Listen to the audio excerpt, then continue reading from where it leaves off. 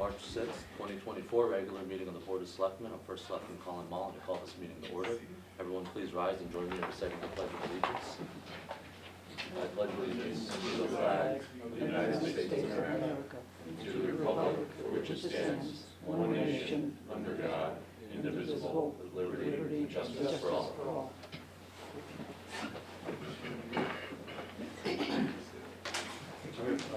First order of business is public comment. I'm sorry? Upstairs, yeah. Is there any public comment in the room? If you could just state your name and address, please. Sandra Janik, 380 Prospect Street. Good evening, and thank you for the opportunity to address you tonight. I don't know if any of you or anyone here in the room had a chance to go to the Board of Education meeting on Monday night, or the Board of Education meeting that happened back on February 5th, where a board member made some remarks about a book in a class. I'm not here tonight to rehash everything that was said. I don't want to talk about the book or the class. I don't want to talk about any of that. I don't want to talk if it was done right or if something else should have happened before. Those are all basic and important things, but they're not my focus. My focus is the response that was given very loud and very clear, not only to the Board of Education, but to the town of Suffield. I sat there and I watched, I don't know if you went, I watched person after person, students, teachers, parents, get up and go up there and talk, make themselves open and vulnerable, and tell you in no uncertain terms what it's like to be a part of the LGBTQ plus community and live in Suffield and go to our schools. They told you loud and clear, I don't feel safe. I don't feel welcome. And they said it about the town as well as the school. Multiple people said it's not just the school, it's the town. Now, I've sat in this room many times and listened to folks, good, honest people, members of our community who in their own heart have come forward and say, that's not right, they shouldn't feel that way. I don't understand. Let me give you a hint. Go to the February 5th Board of Education audio recording.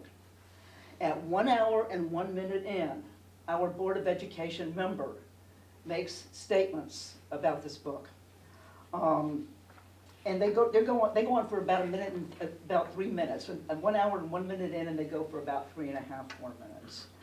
And at one point, they are clearly heard. Do not take my word for this. Go listen to it. They are clearly heard saying, I thought the teacher understood how we deal with these things in Suffield. Okay? Let that sink in.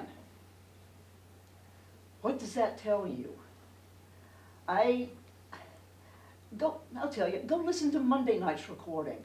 Listen to those people get up there and pour their hearts out. Just make themselves vulnerable. They're walking up there scared. You can see them trembling. Their voices are shaking and there's tears. And they're telling you, this is how I feel every day. This is my life in Suffield. I don't know about you, but it broke my heart. If you haven't, please, I beg all of you, go look at the recording. See what your children see. That's from a Board of Education member. And just continue watching after the people finish talking. Listen as that same Board of Education member offers his non-apology apology, which is totally a justification for his behavior. At least that's my opinion. That's the way it clearly seemed to me. It just proved to me exactly what those folks are saying. Now, the question is, what are we going to do? None of us can stand here and sit here in this room or anywhere else in this town and say we have not been told. We have not heard this. None of us, not a single one of us. The question is, what are we going to do? What are each one of you going to do? What are each one of you going to do? What are we as a community going to do to show our LGBTQ plus community that they belong here and they're safe here? I don't expect an answer. It's a rhetorical question. Just know, people are watching. And it's not just people in Suffield. People all over are watching. Please, do the right thing. Step up. Show your community, in not just words, show in action. What are you going to do? Thank you for your time. I appreciate it. Thank you. Is there any other public comment in the room? Ms. Gold, if you could just state your name and address, please. Sam Guadi, resident. My main purpose tonight in coming here is to take the anonymity away from the commission members from the library that were not reappointed and put the names to them in the record. 2 years ago, in an unprecedented political move, 2 members were denied reappointment with the claim that there were too many educators on the commission. These are the 2 that were removed. Ann Kelly, a resident of 20 years, a library patron, raised her family here, retired after 20 years teaching in the Suffield Middle School. She filled a vacancy and immediately became active on the board on multiple subcommittees and served the library and the staff. The second one was Amy Healy, a resident for 21 years, library patron. She's raising 4 children here right now. She's a librarian at the Suffield Academy. She volunteered at the Suffield Public Schools. She also filled a vacancy. She was immediately became active as a member of the commission, and she was not reappointed. She is now currently serving on the board of the Friends and continues to support the library. 3 months ago, 4 more were denied reappointment. And Kathy, I was shocked to hear the vitriol and lies spewed by you about these members. Having served with you on the library board, I would never have expected to hear the unnecessary malignment of these residents. It was unbecoming to you as a person as well as an elected official. It was very unnecessary because the decision had already been made. Those members were Bob White, a resident for 50 years, a library patron, raised the family here. Volunteers over 400 hours a year to the Friends book sale, which raises an average of $15,000 for programs and museum passes for Kent Memorial Library. Also volunteers for Meals on Wheels. He served as a chair of the Library Commission, served on multiple committees of the board, including Building and Grounds, which was a very active committee over the last several years while we were renovating and removing and doing all sorts of crazy things. Eliza Childs, also a library patron, resident for 20 years, recently retired from teaching, served on multiple committees and stepped up to chair when the chair resigns. Eliza is part of the families of the Alcorns and the Childs, who are pillars of this community, who have dedicated themselves, their finances, and their time to this town.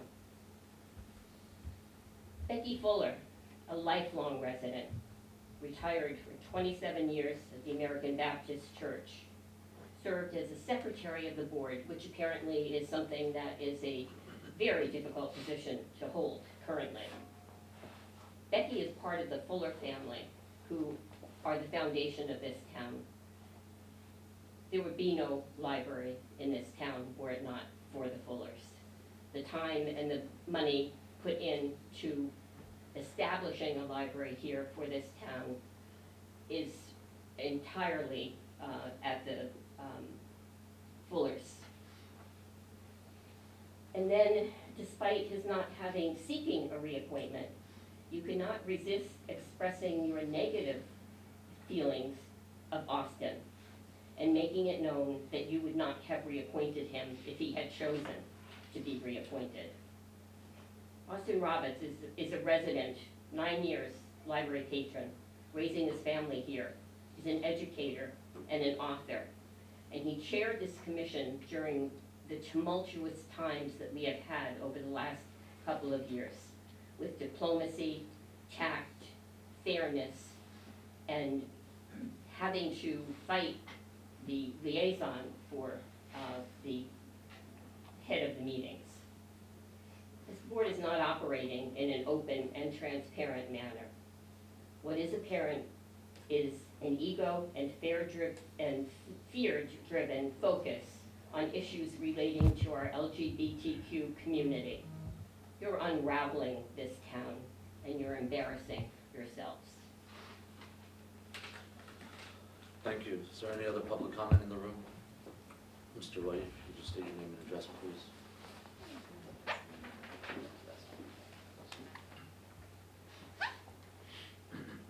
Bob White, 995 Newgate Road. I want to speak about the elephant in the room. It is Suffield's 3 Republican selectmen. Let me summarize what they have done to our library in just the past 6 months. The KML director and associate director both resigned. Both named 2 of these 3 selectmen as their reason for leaving. 6 months ago, we had only 4 library commission members that had experience doing the annual performance evaluation of our library director, one of the commission's most important jobs. Those same 4 people were the ones removed by these 3 selectmen, replaced by Republican candidates, some of whom have admitted that they were recruited as replacements. The Association of Connecticut Library Boards published an 80-page manual of all the duties of all library commission members throughout Connecticut. The 3 selectmen ignored it.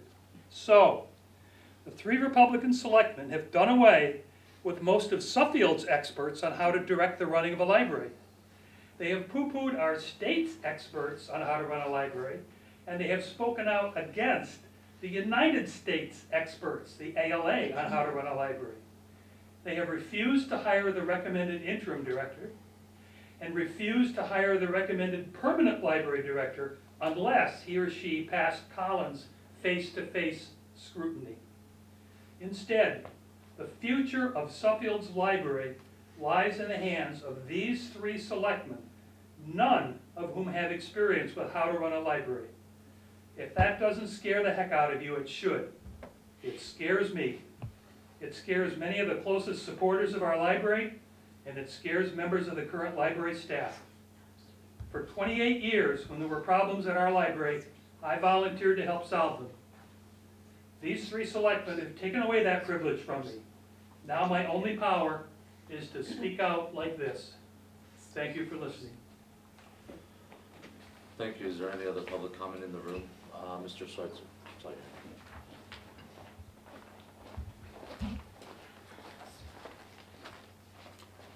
Evening.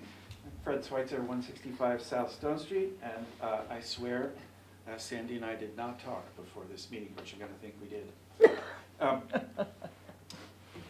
You know, it's March and mud season, but it'll be June soon, and Pride Month is coming.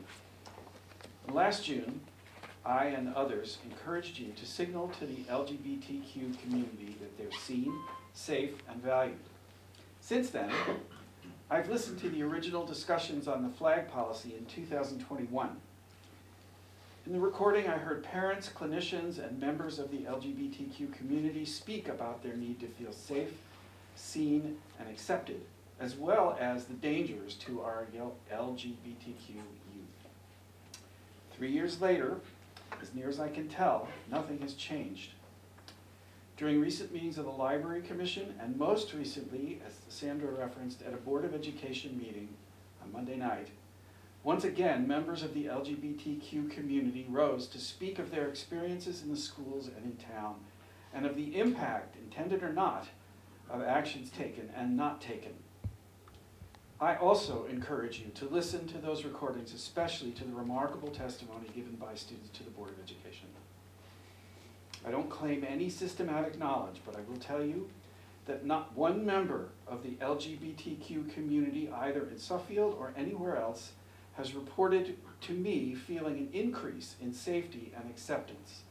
Often it is just the opposite. And when I say safety, I'm not just talking about psychological safety, but physical safety as well. Excuse me. Reactions from leadership so far have been defensive and deflecting. I do understand what it's like and what it feels like to be criticized for something you did not actually say or do, but please try to get beyond that. Try to understand that even the removal of a book from a display, regardless of your intent, sent a message of rejection to the LGBTQ community. Try to understand that regardless of its intent, the draft town green policy would have made the major LGBTQ event in town considerably more expensive and difficult, and I've done the research.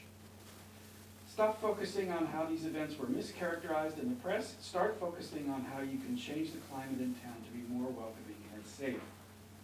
Stop characterizing those of us who question your actions as a fringe group, a group with political motives, a group who thinks they're the victim of everything, and so on. You have many knowledgeable, reasonable people willing to work with you to find productive ways forward.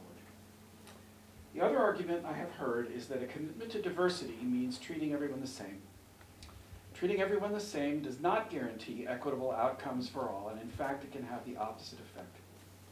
Saying, as one Board of Education member did this week, that all students should feel safe and valued is fine as far as it goes, but it ignores the reality that not all groups are equally at risk. Saying that the pride flag is no different than flags of other groups once again ignores the inequity of how various groups are represented, or not, in town, and how safe and seen they feel. My overall point is that in order to make all residents feel safe and valued, you have to make an extra effort on behalf of groups whose historical and current experience is not one of safety or inclusion. And so I ask you, what will you do? Will you find a way to allow the flag to be displayed in some public manner, even for one day? Will you attend the Pride celebration? Will you speak? Will the First Selectman acknowledge Pride Month in his monthly column? Will you issue a proclamation supporting Pride Day or month? Please, even if you don't like these ideas, please do something. Thank you. Thank you. Anybody else in the room before I move to Zoom? All right, moving to Zoom, if you could just click the hand raise button, please, and I will unmute you.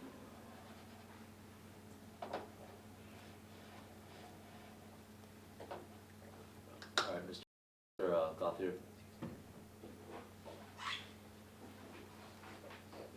Good evening, it's Dave Gothier, 3219 Phelps Road.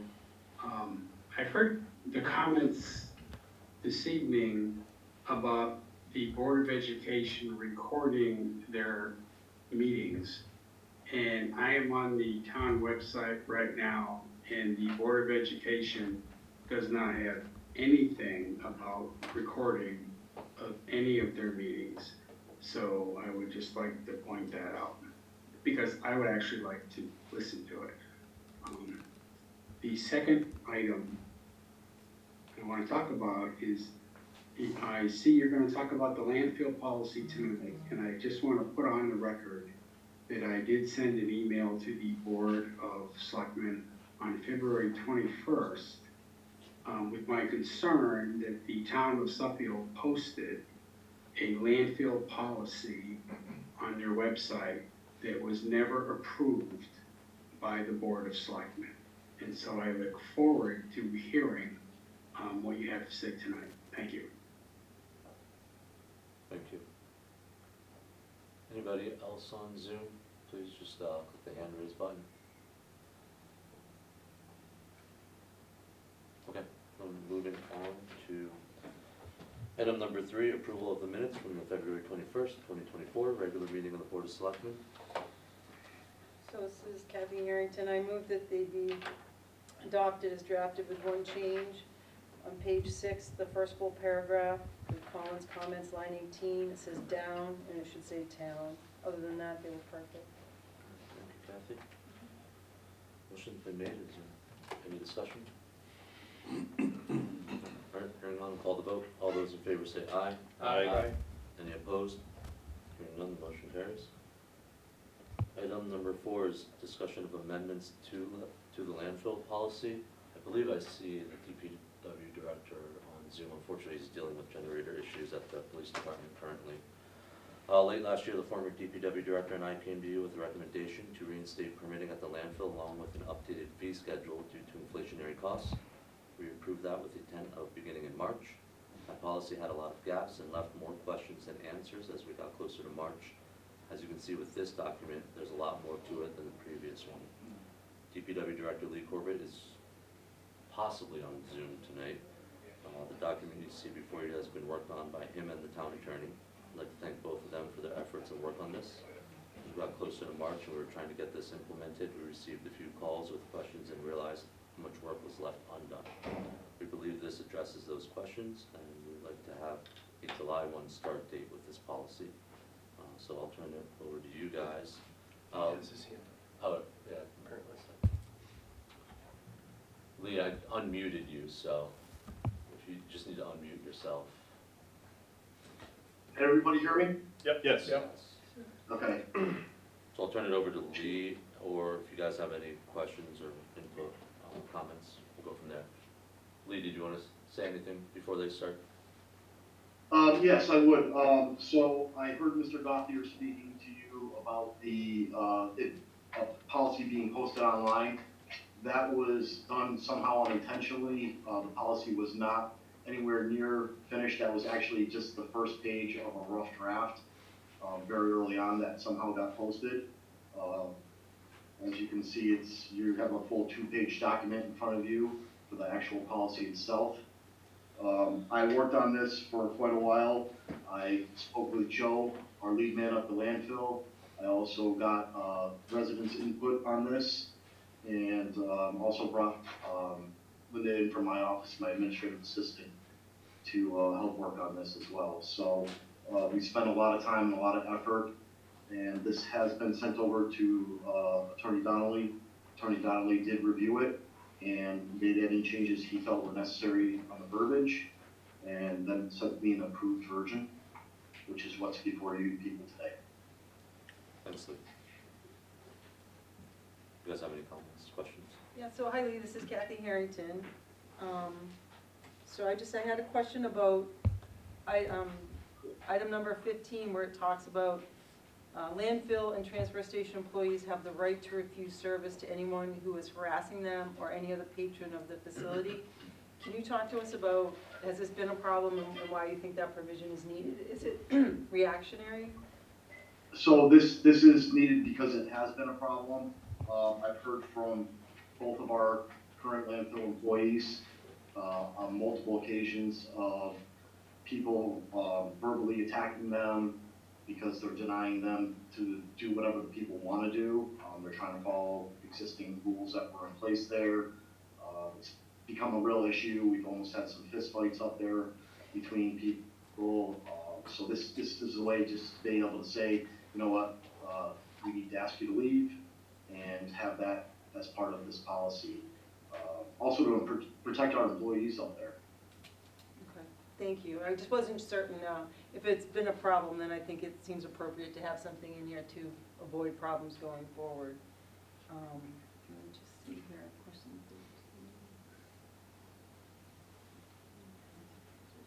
No, so I see here, I had a comment about the dates, but it looks like you cleaned up item number 9 on the effective dates. Yes, so, correct. So now it's gonna be, we're gonna start on the fiscal year July 1st. Okay. It makes it much easier for finance to also deal with the permit fees coming in and how they do stuff on their end.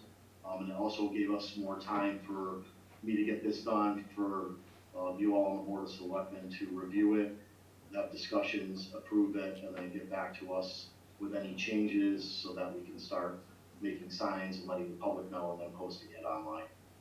And so then I just had one suggestion for items 13 and 14. 13 talks about the days and times that the landfill is open and ask people to arrive no later than 3:45. And then section 14 says the dates that they're closed, and then says that the town of Suffield reserves the right to close the landfill and transfer station due to inclement weather. And I think that's all great, but I was just gonna suggest that that sentence about inclement weather go under number 13, because it's, you know, would be saying like, these are the instances in which we could close under like a normal working day. Sure, That's can actually just- make that change. Yeah, that was my only suggestion, but otherwise I thought it was a great job, Lee. Thank you very much. Lee, this is Jerry Mahoney. First of all, I want to thank you for putting together this policy. I know it's something that there's been discussion for some time about implementing a good policy for the landfill, so I appreciate your time bringing that to fruition. I was wondering if you, in terms of the interaction between the landfill employees and folks that can lead to what's referred to here as harassment, is there a typical fact pattern, or where are you typically seeing that kind of interaction with folks? So from my understanding with speaking with employees up at the landfill, it most of the time is the same people that they're having this type of interaction with. People who don't want to follow the same rules that everyone else wants to follow, feel like they don't need to, and obviously we ask our employees to enforce what we've been enforcing over all these years up there already, and some people feel like they don't need to follow that, so it becomes into a verbal shouting match from those people to our town employees, and our town employees take as much as they can take, and it just seems like this is a reasonable way to be able to handle the situation where you can, under this policy, ask someone to leave, and if they don't, call the police department, so it doesn't escalate. Sure, and are these folks that are responsible for these interactions, are they typically folks that are town residents, that are out-of-town residents that may own property here? Is there Yeah, so there is a mix. It does seem to be sometimes contractors. We have a big issue with people coming to the landfill with out-of-state plates. Some of them may live here and have their car registered in another state for whatever reason. There just always seems to be some type of an issue where the landfill employees are trying to effectively run the place and run it by the same rules that have always been in place there, and it seems to be the same type of people that keep coming back and causing a problem. I know of two gentlemen that have a direct issue with our lead man up there on a regular basis. Another gentleman that is using our landfill 3 times a day sometimes, that is harassing our lead man, and it just seems uncalled for. Someone's there to try and do their job and do what the town's asked them to do. They shouldn't be being harassed, because we wouldn't put up with that anywhere else in town. And Jerry, I know that sometimes it's an ID issue. People get upset when these guys ask them for the ID with those out-of-state license plates, and, you know, I just don't think that That our doesn't seem employees should very be harassed. reasonable. If you're pulling into the landfill with an out-of-state plate, it seems pretty obvious that we're expecting the folks there to verify that the person has the right to use the landfill. I mean, to me, under those circumstances, if the person becomes upset, that's a tip-off that we're dealing with a problem. I mean, I was randomly ID'd one day. I was very happy. I mean, that means they're doing their job and they're making sure everyone's following the rules. I don't, you know. So I know that we have had some citizen concern. We're talking with residents in town. Some people only have a company vehicle. They work for a company out of Massachusetts. It's their only vehicle. They don't have a personal vehicle.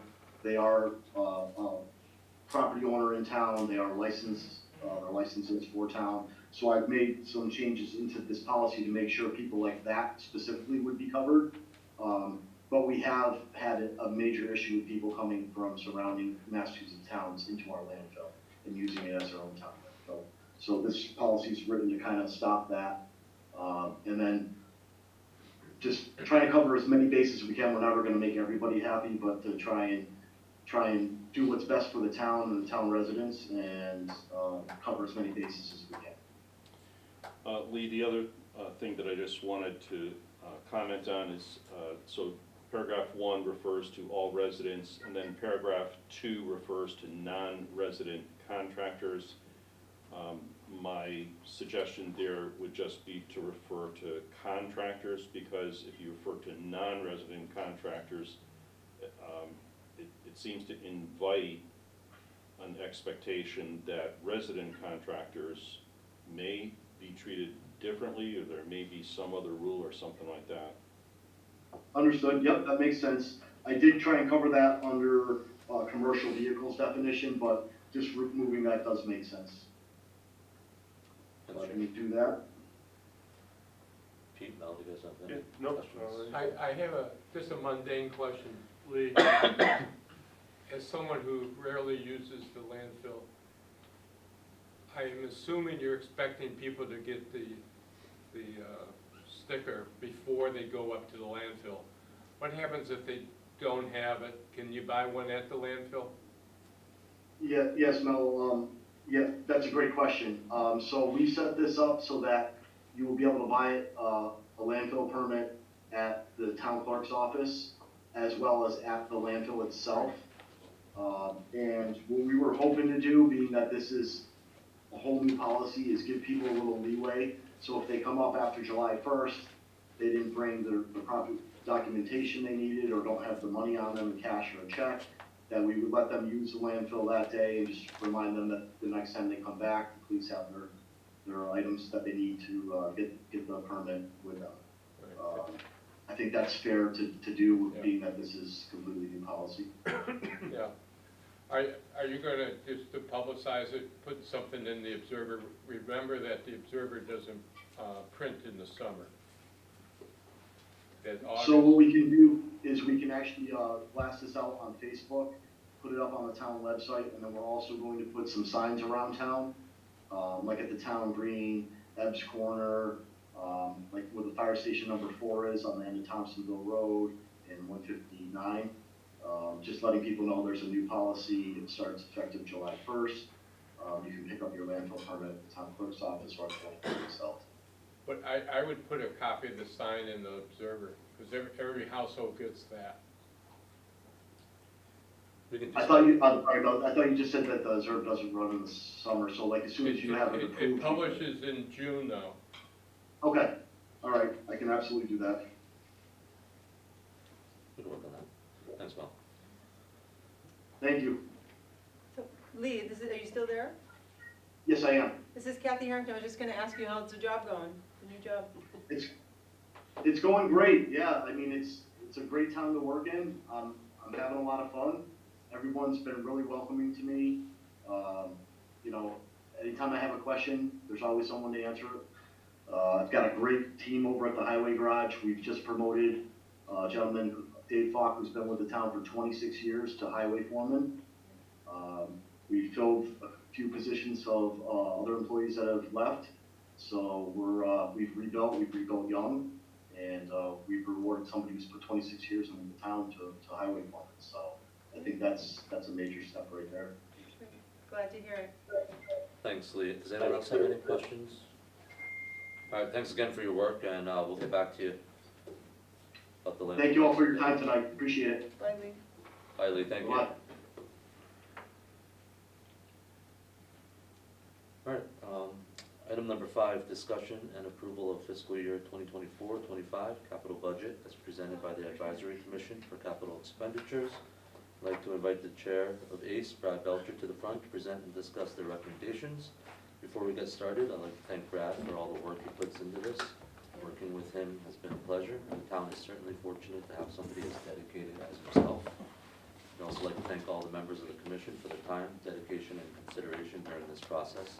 I had the opportunity to attend almost every meeting, and I thought they all did a great job, and I see some of them here tonight, so thank you guys. So Brad, it's all you to present to the board. Thanks, Colin. So this year, we've done a little bit of different work than we have in the past years. We focused a lot this year on open capital accounts and what their status is. With the police radio project that you've kind of heard about a couple times, that's a big chunk of our money this year. So we've looked for additional funds in other places, maybe some accounts that have been dormant for a few years, that had some remaining money in them, some projects that were planned but that weren't gonna move forward. So you'll see some items on here that are funded by the sweeps. Those are those accounts that we've recommended taking the money out of to use for some additional accounts.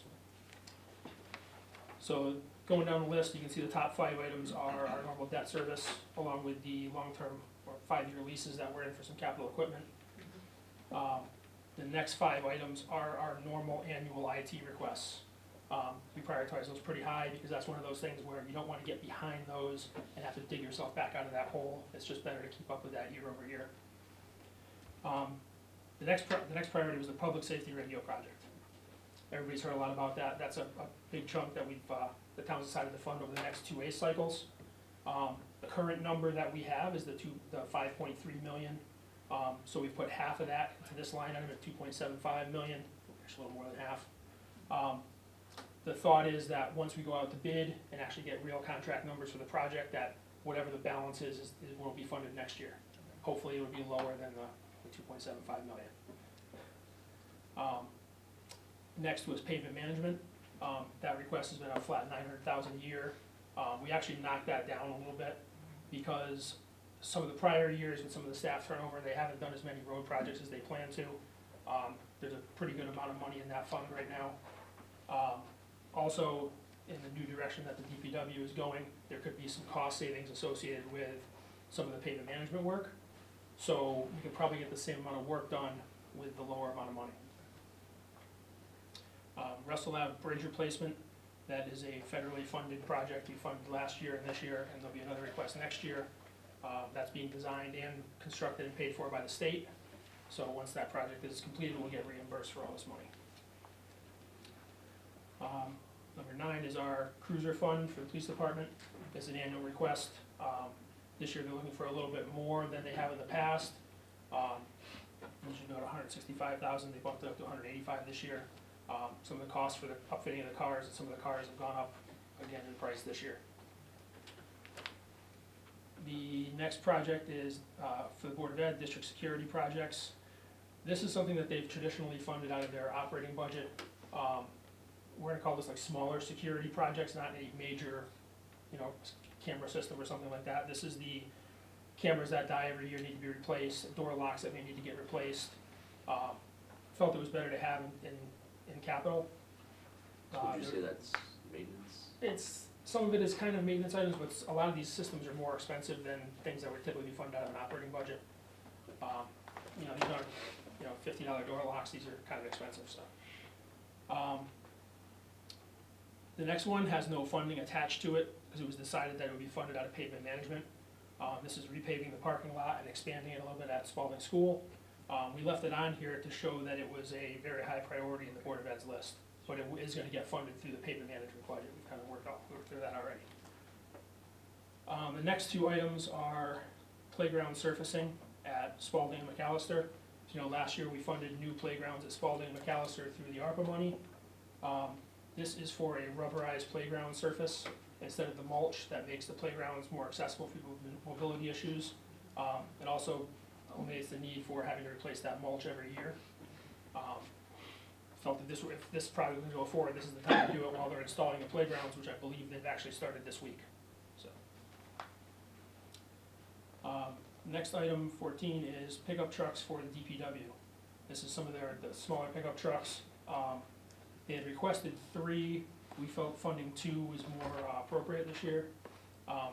What'll happen with these is the newer trucks will be driven by the DPW, and some of the older trucks will flow down to Sunrise Park, where they have a very old truck that was put together by 2 other trucks. And the Board of Ed potentially has a truck that they were looking to replace that could be replaced with one of these trucks the town is flowing down. Youth Services Director Office and Storage. The Youth Services Director's area at the community center is kind of just a cubicled area in I think it's the billiards room. Due to some of the work that she does with some troubled youth and things like that, some of those conversations can be sensitive. Felt it was, the proposal to actually get her a framed office that's soundproof, where she can have some of those sensitive conversations is pretty important. We felt that was definitely something we needed to fund. I also asked for a replacement oven for the kitchen at the senior center. The current oven was funded through ACE about 10 years ago, starting to have some mechanical issues that need repair. They're also up to the capacity limit for the oven. The oven is pretty much what's restricting them from serving potentially more lunches. So they've actually asked for a double oven where they could potentially increase the number of lunches they can serve on a daily basis. I think right now they're limited to about 50 people, so. Police evidence room, this was something that came out of some of the accreditation work they've been doing. Apparently we need to segregate evidence within the evidence storage area. Narcotics, firearms, high-value evidence. This is some kind of security fence, not fencing, but it's a little more secure than that to keep these items separate. That's definitely a compliance issue that we really need to fund. Next two were items at Sunrise Park. There's a split rail fence that kind of goes along the top of an embankment. They're looking to replace that. Some of the posts are starting to rot.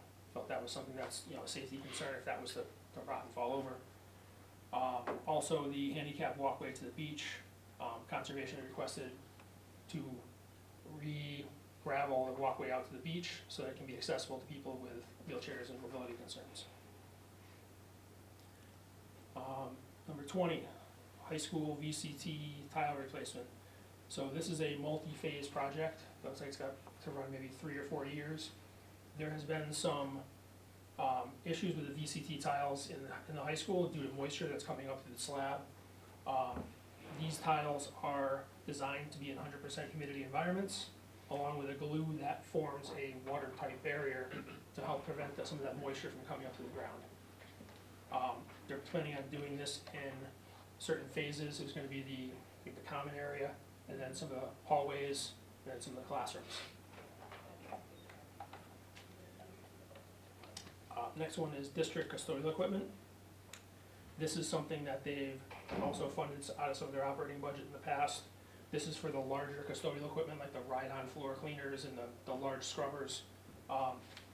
This is typically something that I would think would be funded as capital, because these are very expensive items. There's some of them they have right now that are non-functioning, so they're looking to start upgrading this equipment, potentially before some of the other equipment fails. The next item, 22, is part of what the DPW is asking for to be able to take the department in the new direction they're looking at to do some of the drainage work and paving in-house. This is a wheeled excavator that we would buy under a 5-year lease.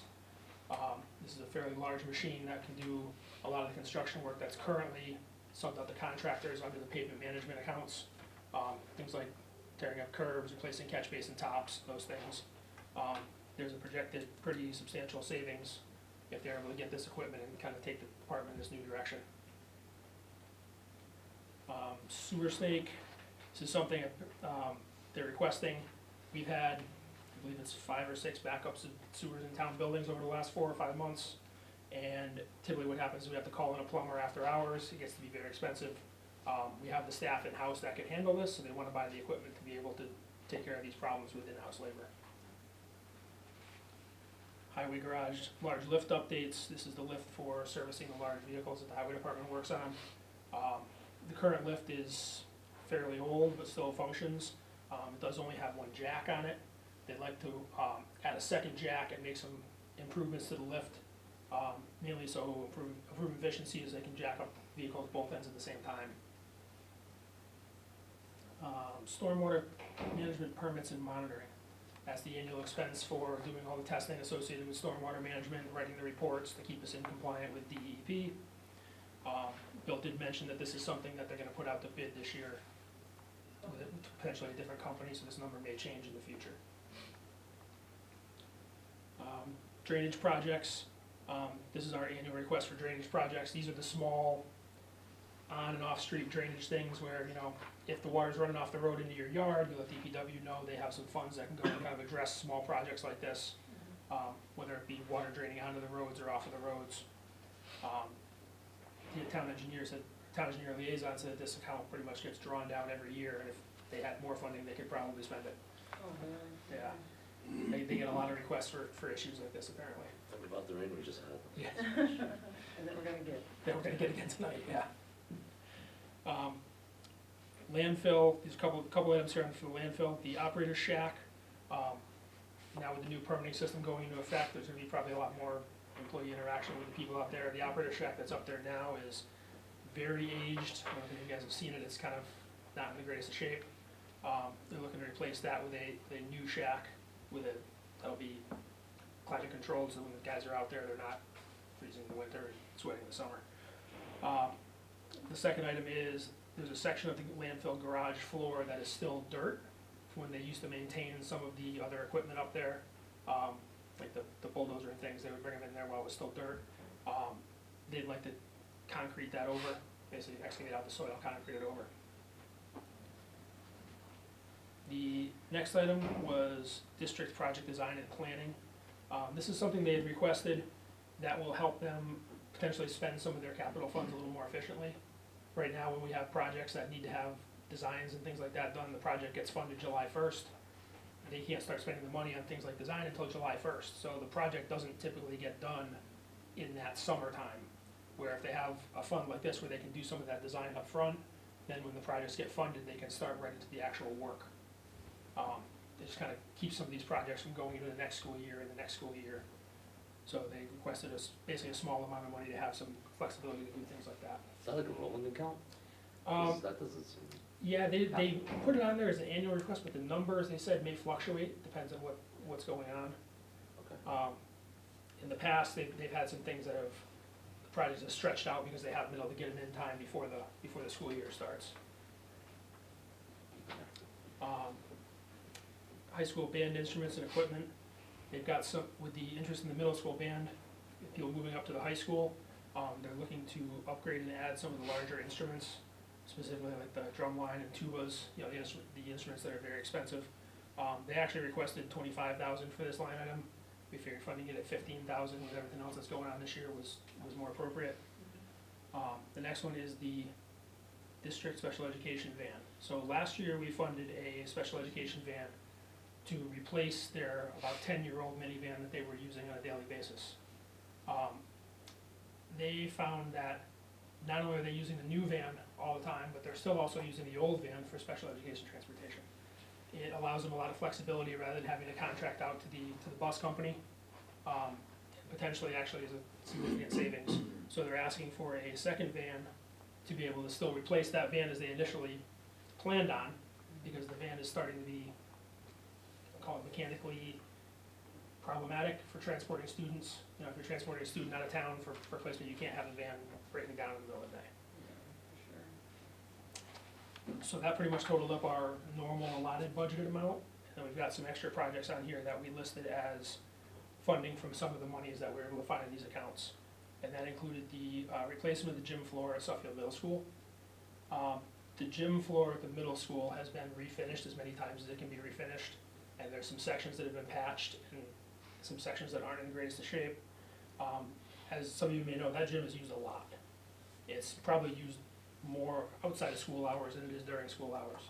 And from what we know, every plan that we've seen so far for what could happen with a middle school project involved that gym staying regardless. Whether it was renovating the school in place, the gym would be used, or if it was building a new school, the plans have been to keep that gym around to have an additional town gym. So we felt that funding this out of some of that extra money was a worthwhile project for the amount that gets used. Landfill trash compactor. This is the trash compactor for the municipal solid waste at the landfill. The one that's there is fairly old. While the compactor still works well, they've had some problems with it. The bigger concern, I believe, is the structure that it sits within. There's some retaining walls and a roof system. The roof system was built in-house years ago. It's definitely reaching the end of its life. So they're looking for money to be able to replace the entire system, not only the roof system and the walls, but actually also the compactor and the actual dumpster. For some people in town, that's the only way they dispose of their trash. You know, they have either too long of a driveway or in areas that can't have curbside trash pickup, so they bring their trash to the landfill along with with other people additionally. Sunrise Park Superintendent's house patio replacement. So I believe 4 years ago, some money was set aside for some repairs to the Sunrise Park Superintendent's house. Some of those were drainage issues where they had to actually tear up the patio behind the house to do some drainage work. That patio has never been repaired. There wasn't money in the project to be able to do that. Currently, it's just a dirt and gravel pad, so they're looking for some money to actually concrete that as a regular functioning patio again. And then Energy Efficiency Sustainability Task Force, they had originally requested $75,000, but there's really no concrete projects that they're looking to fund right now. They're just looking to build up some money to be able to do projects in the future. We felt funding at $25,000 to have some money to continue to research some of these projects and get cost estimates and designs, so we can have better numbers going into potentially larger projects over the next few years. And then our suggestion with the remaining money of the sweeps, which could be potentially in the $370,000 range, above the projects we've recommended, would be to put it towards the radio project. And the reasoning for that is, while we've been able to find some significant money in these accounts this year to be able to utilize, there's not gonna be that kind of money next year to be able to utilize in the same fashion. And with the radio, potentially needing to be funded at $2.75 million next year, that's a significant portion of the money that ACE has to work with. So the more that we can fund this year when the funds are available, the better off we'll be next year. Before we move on, Brad, Okay. let's, Yep, yeah, we you can guys have answer any some of these questions? questions, Absolutely. and we can go over a quick review of the other stuff that you did fund and Yep. forecasting stuff, so. I'll start off with a few questions. Start with the patio. Is there any reason we can't just put grass there? I'm not sure, I've never seen it. That would probably be a question for Lee. I think it might be in an area where grass might not be appropriate, but that'd be a question for him. And I'm not sure I'm on board with moving regular operating expense. I'm not sure I'm on board with putting a regular operating expense into a capital expense item. That would be like us taking our DPW budget and putting some of our operating expenses in the capital expense. We have more money to spend in there, while still getting the extra money from our ACE accounts, right? That's just my opinion. I'll see what everyone else has to say, but that's number 10, 21, and 29. 29 didn't seem like that was a prior operating expense. It might have been a new line item. Yeah, they did have some other accounts in a similar kind of request that they did that we felt were definitely maintenance expenses that needed to stay in their operating budget. These, we felt, some of the equipment they were looking for, being the higher dollar stuff that it was more appropriate to be capital. Did they give you an idea of the custodial equipment? Yeah, actually, when we did our walkthrough, they had some of the equipment kind of laid out around the building. You know, some of these, I know from experience in my line of work, they're $10,000, $15,000 pieces of equipment. So, and most of them probably have a 10 to 12 year useful life. They don't actually have the actual item that they're gonna purchase. They're just saying it's a broad custodial. Yeah, they had 5 or 6 units that were Yeah. not functioning, so they were looking to start replacing those on a regular basis. Okay. Anyone else have any questions in regards to this stuff?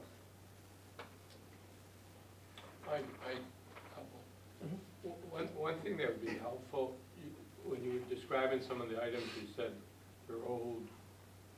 Old could be 5 years, or old could be 10 years, or 15 years. So if you could be a little bit more specific, Okay. it's easier to respond to it.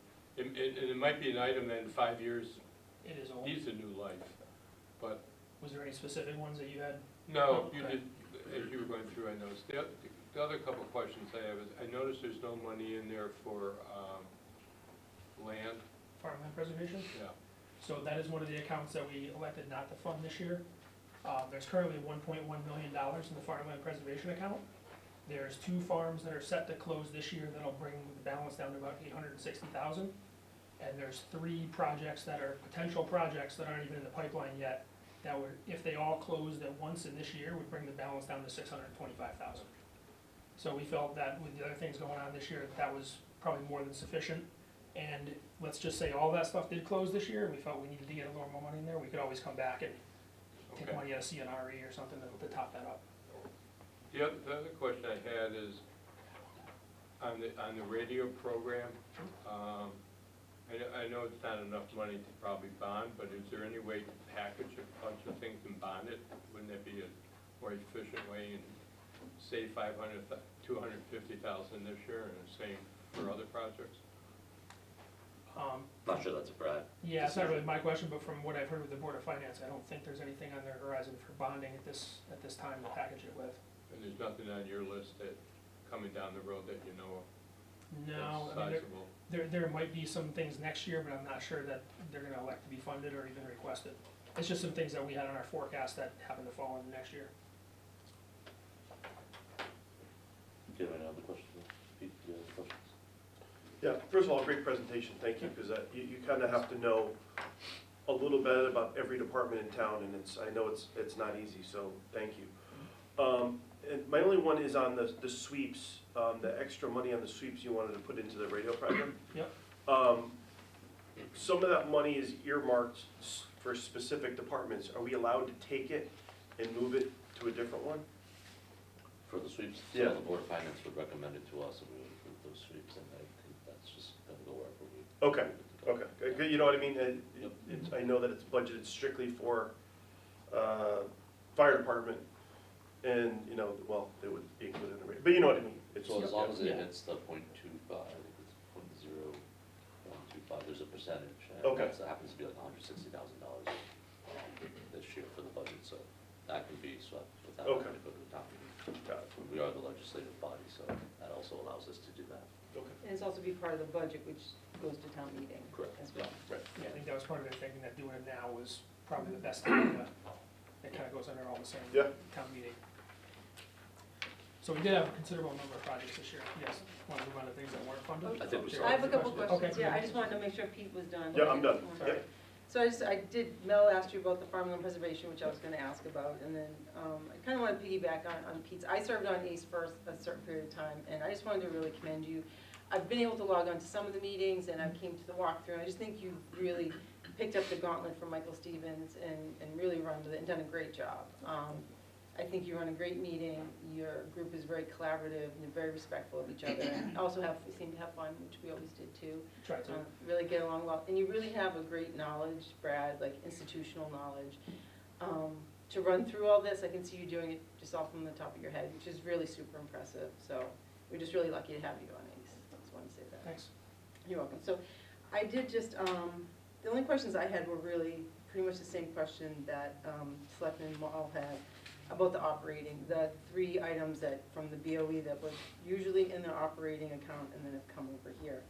Mainly item 29, where it's just talking about general project design and planning, because usually if we have a line item for funds for some type of planning and design, it's something specific, like fund like $10,000 for design for Firehouse 1. But we don't have that. Did they give you any indication of the type of, like, any specific projects they were looking at? No, they just mentioned that sometimes there's some of the projects that fall under some of these The called timing? smaller accounts, where if they can get the design done ahead of time, it means they can get it done over that summertime between July 1 and September going back to school, rather than starting the design then and then having it potentially go into the next year. Could I add to that? I know in the schools, we'd run into a problem because the budget didn't start till July 1. So if you got it then, the summer's the one time in the schools, for example, when they Sure. can actually do some Sure. work or something like that. I'm trying to be mindful of like that concern, but also what our capital projects are meant to be and defined as. You know, there are projects that are $5,000 or more, and if what they're saying is they're these smaller projects and they just don't have the design done yet for them, I'm not certain why we would allow them to group them together and then put it in the capital. What kind of design are you doing that's a smaller project? Usually you don't design, you're not designing for. Yeah, well, one of the things they were looking at Yeah. is, I believe it was at Spalding School, they wanna take the auditorium area and convert it into some classrooms. Oh, that's right. It's not a major project that's gonna be, you know, hundreds of thousands of dollars. And it's something that can be done relatively quickly, but they need to be able to get on that like as soon as school is over in June to have a chance to have it done for September. And that's something that they could do the design work ahead of time. You know, I'm gonna call it projects like that that aren't big enough to necessarily get their own line item, for design. they can just do the designs ahead of time and they'll be ready to go when the school year ends. So I'm wondering, I'm thinking, so I see that they have that, I don't know if they asked for it to be an annual, it says annual for frequency. They did have, at least for the next couple of years, they had it on there as a annual expense. So- I don't know if they've got some things planned that they need that for, or they're just putting it on there to have it visible. So I was wondering, again, I'm not an expert in this, so I'm willing to take feedback and suggestions or whatever, criticism. But, you know, if what they're looking at is timing, as Mel said, for July 1 and summer projects, is it something we could fund once and then that would give them this bulk of money? They could have it for the next year and then they can maybe plan accordingly better going forward? Potentially. Not knowing what the projects are, I don't know. Exactly. I might be more inclined to get on board with that for like a one-time thing and maybe have them have better planning. Also, have some, the extra Or fund you there. could do it in cycles, like they do it They could for a come year, back. then 2 years later, they come down the road and it has the same kind of. so one thing we're also planning on doing is reviewing some of these open capital accounts every year going forward. Okay. So an account like that, if it was starting to build up a balance, we could potentially not fund it. Okay. You know, if like they didn't have any projects they were designing this year, they'd ask for more money, we could potentially say, hey, you guys have some money there, there's no Yeah, need to we fund do. that again. Yeah, okay. Just to kind of keep an eye on some of these accounts that could start to build up balance over time. But otherwise, I think you guys have done a great job prioritizing everything. I mean, with that radio project, which is huge, I was concerned that this list would be really short. And you guys have done So a are great we. job, you know, doing a great job. So When you technically, prioritize everything. Yeah. with the radio thing, if, assuming the budget passes, and we go out to bid, we can go out to bid now. We don't have to wait till July 1, correct? We just met today to finish up our questions for the bid, so Okay. we're planning on going Yeah, in a month. I So I believe they you'll know still what have, the price is, so come July 1, it's my point, we could actually start it. Oh, yeah. It could come in under the 275, Sure, that'd be which would be great. wonderful, or right at it, and then we'd be done. That would be great. that would be great. That would be great. My guess Ever it's the it's a optimist. publicized Yeah. bid. I know, Jerry, I can't help it, I can't help it. Jared, do you have any questions? Brad, I'll just say, very impressive presentation and clearly an asset to the town. I want to thank you and your team for the work that you did here. Thanks.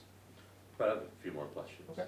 In regards to the playground surfacing, Yep. did they mention this last year? They did not. Because it kind of, it's a big, So $300,000. Yeah. You're gonna put a playground in. I that guess was we another thought thing that about we did this year, is we kind of compared what was forecasted last year was gonna Yeah. be this year. You'll see a couple lines in the end of what we decided not to fund that were things that were forecasted, but they were kind of pushed down the road. This was not something that was forecasted. I think the plan was just to continue with the mulch as they've always done. Yeah. I don't know what led them to this, but it seemed a reasonable time to do it with the playgrounds going in now, that it would help with accessibility and things like that.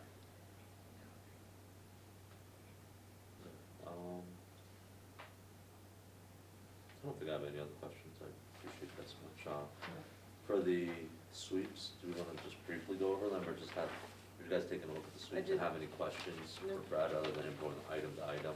No, Does anyone have any questions on the sweeps? because that will also go through the Board of Finance, correct? Like, Correct, they'll- yeah, and they'll recommend to us, ultimately, we call the town Yeah. meeting, but. And then we have some, what you didn't fund, so Yep. I think rather than going line item, do you guys have any questions there for him, or? Because the farmland preservation was the big one, but Yeah. you, like you said, if they finish everything, they still have over $600,000 in the account, which is great. Yep.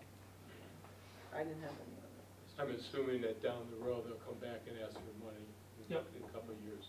Yeah, I'll add my compliments to you too for nice presentation. Sure. Very clear. Thanks, Mel. Any Alright, so other questions? I'm still not in favor of moving operating expenses into, capital line items, but overall, everything else I'm fine with, I don't know if I can move forward with 10, 21. I got 29, but I think, the business manager, Eric Remington, was at a Board of Finance meeting a month ago and had projected savings, potentially, if I remember that meeting correctly. So why not just use that money in their operating expense for planning? could be. And I don't think it was a small number either. Yeah. So, let's see, number 10 is District security projects. It's 25,000. 21 is 15,000. And then 29 is 20,000. What are the security projects? Did you say locks? They talk about some things that are small enough, say small enough to not be a large project, like a couple of years ago when they had some, fencing projects, they actually did security around all the schools. These are things like adding additional cameras or potentially replacing cameras or replacing camera equipment for the security systems. You know, there's some areas that some of the cameras don't cover as well, they've added cameras in certain places. And there's some areas, some smaller projects like that, between locks and cameras that they'd like to be able to address with some of this money. And it's currently in their operating expense.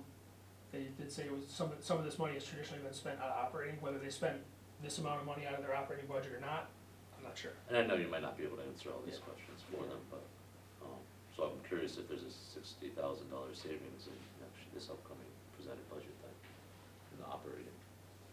I Or would, maybe that's the way to address it.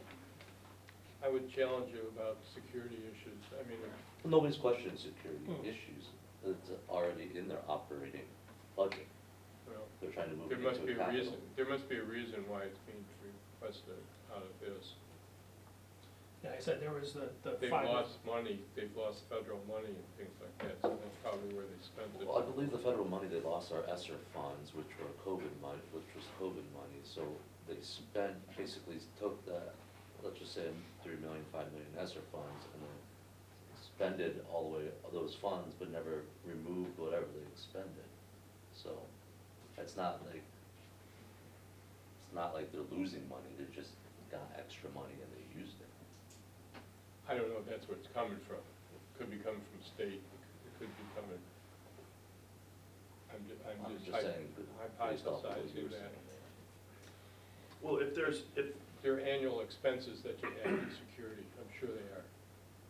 You know, you got broken locks, you got broken windows, you got, Those are maintenance, that's maintenance, it's reoccurring, that's not over $5,000. you know, the locks are pretty, the door locks in that are, they're pretty expensive. They're probably $1,000 a shot in some cases.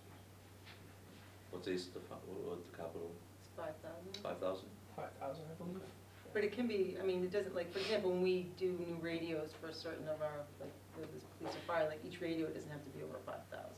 No, It's you like can collectively. kind of group them Collective, together okay. as a project. So collectively, the locks, the locks could be over 5,000. Yep. I mean, I'm inclined, like Mel, my concern is if it's security, I mean, obviously I want us to fund that. But I think Colin makes a good point. If we keep them in here, I think we really need to be clear with them that we need to see it come out of their operating. Do you know what I'm saying? Like, I don't want to see another line item in their operating that says district security projects. Unless it's vastly Right. different. You know, if they can tell us exactly like why that is not the same items here. And vice, for each item going down. I'll bet the finance board asks that question too. I bet they will. my concern, and I agree with Colin, is if they already have if they're gonna have a surplus, then they can move money in their own budget to take care of it's not, in the general scheme of things, it's not a lot of money, it's No. 45,000, I think, About 60. 60. or 60,000. Yeah, 60. So what if we took them all out, and if there was an issue, we have a contingency, the Board of Ed could always come to this board and say, or go to the Board of Finance and say, hey, we would like $15,000 for, custodial equipment that we don't have. They very well may be able to pay for it out of their own budget if there's a surplus. So I don't see why. In addition, under the circumstance that you're describing, we would have specific information about Right. what is being spent and how much Right. and so forth. But there's always surplus in the town budget. I mean, sometimes up to $1 million at the end of the year. Right, The but town that- is but- very transparent about that process, Well, whereas. I'm not saying the schools are or aren't. We don't know that. But Mel, as you know, our budget fluctuates, right? And the Board of Ed budget can never go down unless that's what they want, right, by state law. So if they have a surplus, why should we give them more money if they already have the money there? It's a very good point. That's my concern is, if they have a surplus, that means they came in under budget, but that budget can't go down unless they present it lower. I understand, but my guess is they're gonna tell you, they have no way to predict a surplus. But that's why we have our contingency, and if they have an issue and there isn't a surplus, then I would 100% support whatever it is, but to Kathy's point, we don't really have any specifics of what they're looking for. You know, We're talking about $60,000 total, and the Board of Ed budget is how large? About 38. 35 million, something, Yeah, 30 million. 38 million. So Colin, what are you thinking, approving this with minus those 3 line items? And then let ACE and or Board of Finance figure out what to do with the 60,000? Maybe put it towards the radios? Yeah, I mean, or we can send it to Board of Finance as presented and let them That's our recommendation. unfund take those those 3. position, those 3 line items if There you they see fit. All right, But get their I would expertise and their comments. Yeah, and I would express to them, this is how the Board of Selectmen felt about those 3 items, and Okay, if they choose to That's a good unfund idea. them, then I'm comfortable with that. I'm okay with that. You So, good with that, Mel? No, Okay. but what would you like to see? I'm always a minority. Okay. That's not true. That's not true. No, that's correct, you are correct. I'd like to see us fund the whole thing as presented by Brad and his committee. I mean, they've worked hard. There's probably no way to ask every question about every item. I mean, you'd still be working. So I guess I'm putting confidence into our different town employees that they presented us with a fair and honest budget. Well, we're saying approve it as presented, Approve it as presented is what he wants to do. but just express to the Board of Finance what the Board Oh, of I thought you were Selectmen's gonna take concerns those are. 3 items. I had Those three mentioned that items. initially, but then Right. Colin said no, what he would Okay. prefer is to present it, but then, I'm on board but then. point out those 3, that he would be I'm pointing out. gonna the go 3. with the majority. Okay. Okay, so you're not in favor. All right. All right, I'll entertain a motion to approve. I'll let Jerry do that. Sure, let me see if I can read this here. I move that we move the So take it out. fiscal year 24-25 capital budget as presented by the Advisory Commission for Capital Expenditures. And refer to the Board of Finance. Thank you. Motion has been made. Is there any further discussion? You guys have No, sorry. Any discussion? No. All right, hearing none, I'll call the vote. All those in favor say aye. Aye. Any opposed? Hearing none, the motion carries. Thanks again, Brad. You did a Thank good you. job. Excellent job, thank you. Today's members See here, the whole thank you. Thank everyone else who came too, thank you guys, appreciate it. You can actually use my computer. That's okay, yeah, I think I pressed it too long. Oh, okay. I should be fine, but thank you, I should be fine. I'll share with you. All right, awesome. Item number 6 is discussion approval for payment of invoices to River Valley Animal Hospital for Cornish dog September 1st, 2023 through January 31st, 2024, and referred to the Board of Finance. You guys received those invoices. It's about $2,000 a month. There's a few, I think, shots and stuff in those invoices, and it's nothing different than what we normally have been paying the past Okay. however long. I move that we approve payment of invoices to River Valley Animal Hospital for the Hornish dog related to September 1, 2023 through January 31, 2024, and refer to the Board of Finance. All right, the motion has been made. Is there any discussion? All right, hearing none, I'll call the vote. All those in favor say aye. Aye. Any opposed? Hearing none, the motion carries. Item number 7 is discussion and approval to appoint Tim Casey as an alternate member of the Zoning Board of Appeals to fill the current vacancy through July 31st, 2027. You guys received from the Democrat Town Committee his resume, I believe. Anyone have any questions, concerns? No, I would just endorse his support. He's a young fellow, moved into town within the last couple of years, and has experience in Long Meadow doing different communities service there. And I think he just wants to get involved in town and contribute like he did in Long Meadow. So I think it's to our advantage to bring someone like that on board to a committee. Thank you, Mel. I'll move that we appoint Tim Casey as alternate member of the Zoning Board of Appeals to fill the current vacancy through July 31st, 2027. All right, the motion has been made. Is there any discussion? Hearing none, I'll call the vote. All those in favor say aye. Aye. Any opposed? Hearing none, the motion carries. Item number 8 is discussion and approval to waive the bid and purchase policy to allow the Economic Development Commission to rent statues for Art Walk event. I've invited Gail Demko, who I believe is online, she is, Chair of the Economic Development Commission, to join us tonight to better explain her request and why she believes we should waive the bid and purchase policy for this. Gail has done a lot of work and time with this, and I know she's really excited about it. So, Gail, can you hear us? And I'm gonna unmute you. You're on here twice, so I'm not sure which one to allow to talk. Gail, can you hear us? Can you do two at a time? She just disappeared. Oh. There. Can you hear me? Yes, we Yes. can hear you. Okay, great. Thanks for joining us tonight. Super. So why don't you just give us a brief overview of the SART event and what the statues are gonna do and how they impact our economic development in Suffield? In Simsbury, about 5 and 8 years ago, the Jason Seward statues were highlighted throughout their community. And I would like to bring those statues to Suffield to become part of our May 18th Art Trail event. This event would encompass the Hathaway Barn May Market event, as well as a Second Baptist musical event. And we also would have a self-guided walking tour of North Main and South Main Street, as well as many of the buildings open for tour. The statues are available for 3 months at $16,500 for the 3-month period.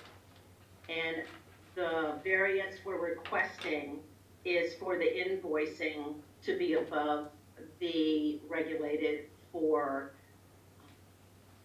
as this is a sole sourced event or a commodity, we cannot go out for competitive bidding. So that's why I'm requesting the bidding.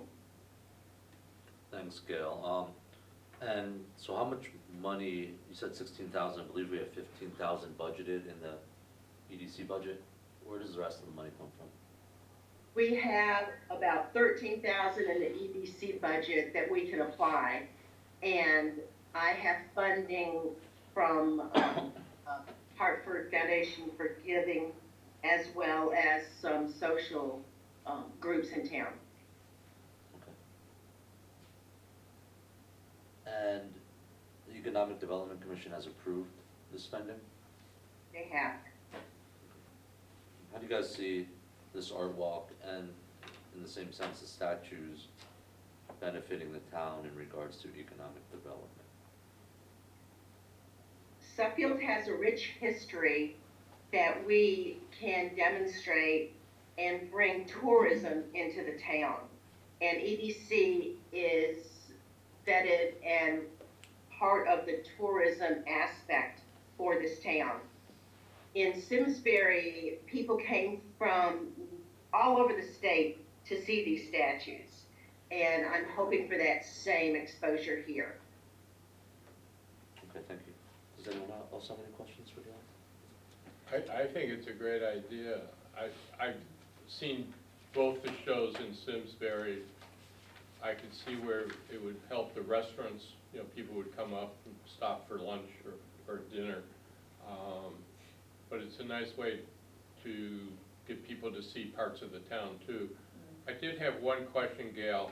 I know we don't have any say where you put them, but I noticed on the note, you're thinking about putting one at the country club. I would ask that you consider putting it at the library. That's more of a historical and more part of the town on Main Street. We haven't been specific about where each statue will be displayed. Okay. So we may put one at the senior center as opposed to in front of the country club, but it would be on the sidewalk, not at the country club per se. No, I understand. I was thinking about being town public buildings, wherever you put them. That was our purpose, so that's why it's Sunrise Park and the high school, the senior center, on the town green, specifically town-owned properties. Okay. Anybody else? Hilltop Farm wanted to fund a statue, they would be in charge of their own statue. It wouldn't be money from our town that would put that statue in place. This is Kathy Harrington, so I definitely support approving the request to waive the bid and purchase policy, mainly because, as Gail has mentioned, it's a sole source commodity, right? Like, there's not like 50 vendors out there that we can get bids from, that we really don't need to do that. So for me, I think it's appropriate in this instance to waive it, and that's how I will vote when we get to a motion. And I also, like Mel, I think it's a great idea. I think it's very innovative. I think it's very creative. I'm hopeful that it would be a success and that you would bring a lot of people into town. But to address comments that are concerns I know other people have, were you able to get any information from Simsbury? Were they able to quantify at all kind of the uptick that the businesses saw during this time, like the revenue coming into town? The Chamber of Commerce chaired this event in Simsbury, and they have changed quite dramatically in the last 5 years due to COVID. Okay. I honestly did not get a lot of in-depth information from them, but certainly saw myself and through the town and what some of their town residents told me, the town was besieged by people, so it had to be a benefit. Okay. And then just out of curiosity, because it seems like you said you have 13,000 available and then you have some other grants and money from social groups. Would you be coming back to us for any other money to help with the cost of the art walk or anything else? I would not anticipate that. Okay, fair enough. We'll hold you to that, Gail. That was Mel. That was No, I mean, it's a limited item in that it's just a waiver of the bid and purchase policy. The Economic Development Commission has funds allotted to them, and this is what they've decided to do. So it's just a matter of waiving the bid and purchase policy, and it's not, doesn't lend itself to be something that the bid and purchase policy would apply to, based on what we're hearing. Yeah. But this is Peter, and I agree that it's just too unique, and I hate to waive the bid and purchase policy. 9 times out of 10, I vote against it.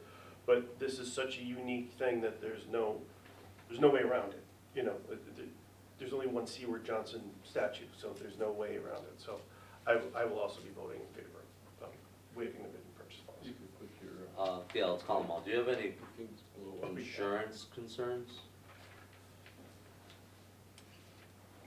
Do I have any what concerns? Insurance, how are these statues being Oh, insured? insurance. Yeah. I've been working with Derek Donnelly on that, and the Seward Johnson Institute can add those statues to their insurance policy, and we're just awaiting the funding number for that to understand what that cost is. Who's responsible for setting the statues? We have a third-party company that would be setting the statues. Is there a cost to that, or is that included in the 16,000? That is not included. Okay. All right, I don't have any other questions. Anyone else? This is Kathy Harrington. I'm going to move that we approve to waive the bid and purchase policy to allow the Economic Development Commission to rent statues for the Art Walk event. All right, the motion has been made. Is there any discussion, further discussion? All right, hearing none, I'll call the vote. All those in favor say aye. Aye. Any opposed? Hearing none, the motion carries. Gail, thanks for your hard work on this, and I'm looking forward to it. Thanks, Gail. Thanks, Cal. Thank Have a you. good night. Yeah.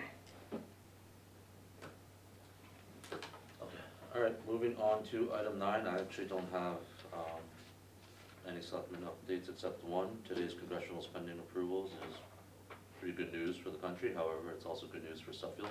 About a year ago, I had the WPCA send information to Representative Joe Courtney about our Stony Brook interceptor that needs to get done. If you recall, we put $75,000 of ARPA money to the design. We thought the package, the congressional package, was dead a year ago, and we were not getting into it. But this package that was approved by them today has just under $1 million for this project at the Stony Brook interceptor. Okay, great. So, hopefully it goes through tomorrow and Friday, and, we'll be able to start. Who or has to that approve funding. it, the Congress or? Senate, I think now, and then Biden has to sign off by Okay. Friday, so, we'll see what happens there. Anyone else have anything they wanna share? I have a question. Apparently at the finance board meeting, it came up that there's opiate money that the town's gotten. Yeah, so we've received it for the past couple of years, we allocated some of it, we bought Narcan kits, Youth Services has it. I think there was an article in some newspaper and it said 238,000 or something, that's not true, Yeah. we only received $38,000. Okay. That was a misprint. But I wish we had That's a nice- $260,000, yeah. Right. But there's, we're working on it, and it's up to this board to make sure that we, allocate them funds as needed. Anybody else? All right, we'll move on to item 10, public comment. Is there any public comment in the room? Go ahead, Mr. White, could you just state your name and address, please? Bob White, 995 Newgate Road. I just wanted to thank you for passing on the statues. We, my family, went to each and every one in Simsbury, each time they were there, photographed them, did spend money in local restaurants, etc. So I think it's an excellent idea. Thank you. Janet, could you just state your name and address, please? Sandra Janik, 380 Prospect Street. And if I may, I would just like to take a moment to answer Dave Gautier's question about where to find the Board of Education minutes. They are indeed, there is indeed video and audio recording out there. If you will go to the town website, you can click on town government on the first page, just close out the pop-up. Slide down to where it says agendas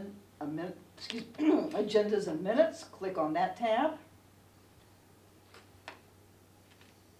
I'm getting there. I'm having a hard time making it work here. There it is. Okay, agenda and minutes. Now, you don't want the scrolling across the front. You want the actual, go down to, on the blue portion, you'll see a portion that says agenda, minutes, and recordings. Click on that. Now, you're gonna go down to whatever board you want. In this case, you want Board of Education. Click on that. It pops up and you can say agendas, calendars, minutes, contracts, etc. Click on minutes. On this one, on the Board of Education, the way it comes up to you is, when you click on that, it'll give you the dates of all of the minutes that are available. Click on the one you want. In this case, the first meeting that we were discussing was February 5th. Click on that.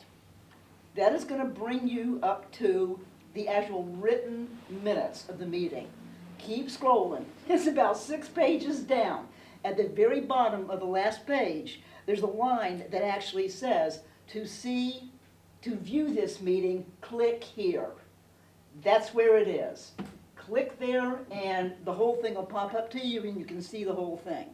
Okay? Thank you very much. I appreciate you letting me give that information. Thank you for sharing that. Is there anyone else in the room? All right, I'll move to Zoom. Is there anybody on Zoom? If you could just click the hand raise button, please. I see you. Mr. Frenet, just name and address, please. Hello, Tom Frenet, 482 Warrentown Road. Thank you. Thanks for appointing Tim Casey to Zoning Board of Appeals as an alternate. One thing you didn't mention is that I believe there's still another opening for ZBA alternate that could be filled. But those openings have been there for quite some time, so I hope somebody else can be found for the other position. Just a brief comment on a couple of items. on the landfill. I went up there in late February to take my trash to the landfill because the end of my driveway is halfway there, and I don't get pickup at the street because I got such a long driveway. When I got there, I was told I'd need to buy a permit, and that was starting March 1st.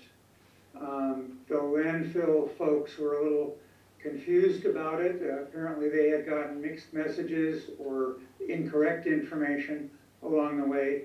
So I did talk to the first selectman the next day, and he assured me that it was not quite ready for prime time, and I'm glad he put the date off. Because there's quite a few people in the western part of town that take their trash directly to the dump instead of having direct pickup. And thanks for accommodating that. And I think part of it is, well, whatever. So I just appreciate that. And there definitely was some confusion there for a week or more. Second thing, comments on the presentation by Brad Belcher and the ACE committee. They did a nice job. I provided them some input, and I got some pretty detailed feedback from the chairman, which I appreciate. I still think there should be money in the ACE budget for farmland preservation, because that's money that has to be on hand before you can even start a preservation project. So he says there'll be 600,000 left if the current projects are all completed. I still worry that may or may not be enough in the future. So just keep that in mind, that money has to be there in order to be able to use it with the state or federal funding that's available. And last thing I'll note is that from the Board of Finance meeting Monday night, we met with the auditors, and one of the things they recommended to the town was that we change our the number for capital projects from $5,000, which is where it's currently set, to a higher number. Basically, their comment was, you're tracking way too many details. You don't need to do that. They recommended that it be higher. And I think that's something the Board of Finances can consider in the future. So you may want to provide some input there as well. Thank you. That's all I have. Thank you. Can I comment? No, we're gonna, it's public comment. Mr. Gothier? Yes, hi, Dave Gothier, 3219 Phelps Road. I appreciate the lovely lady's comments on how to get me to the Board of Education, because I could not figure out how to do it. But I figured it out now, and it's still downloading. Evidently, it's quite long. I would suggest that the town has a standardized way of presenting our minutes, agendas, and recordings, because the Board of Ed's is totally different than everybody else. And if you don't know how to get there, you'll never know there's a recording. So I would just suggest that the town come up with a standardized way of doing this. Thank you. Thank you. Is there anybody else on Zoom? All right, seeing none, I will entertain a motion to adjourn. So moved. All those in favor say aye. Aye. Aye. Any opposed? Hearing none, the motion carries. Thanks, everybody. Have a great night.